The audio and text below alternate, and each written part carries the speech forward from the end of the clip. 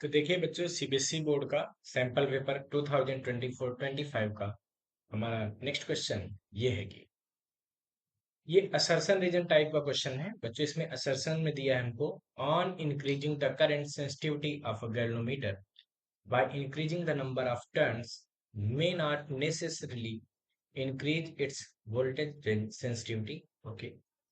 और आगे दिया है the resistance of the coil of galvanometer increases on increasing the number of turns. Okay. यहाँ पे अगर बेटा हम बात करते हैं, आपको यहाँ कहा गया कि करंट सेंसिटिविटी जो गैल्वेनोमीटर की है उसको नंबर ऑफ टर्न बढ़ाने से बढ़ाएंगे। ठीक है। बट इसका मतलब ये जरूरी नहीं है, ये देखो लाइन, मे नॉट नेसेसरली, मतलब ऐसा जरूरी नहीं है कि उसकी वोल्टेज सेंसिटिविटी भी बढ़े। तो ये सेंटेंस बिल्कुल सही है बच्चों। क्यों सही है? क्योंकि आपको पता है ना कि करंट सेंसिटिविटी का फार्मूला क्या होता है, अच्छा बताइए। करंट सेंसिटिविटी, ठीक है, तो देखिए ये होता है एस आई बराबर, इसको एस आई से लिखते हैं, ठीक है। ये बराबर होता है एन बी ए अपान के, जहां पर एन जो है ना वो नंबर ऑफ टर्न्स है,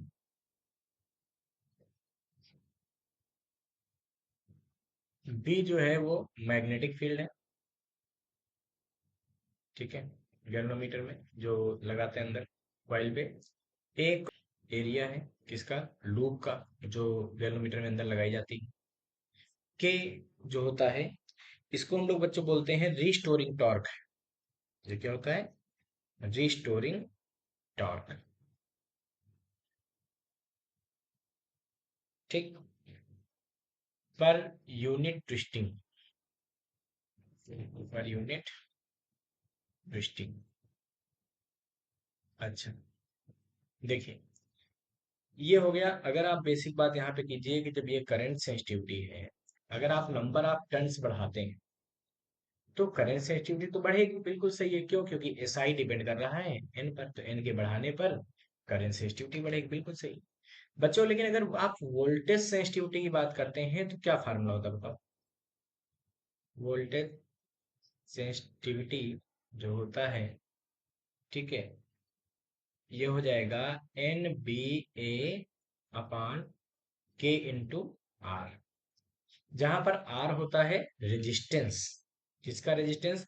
जो कॉइल में वायर व्रैप किया गया है उसका रेजिस्टेंस। ठीक है।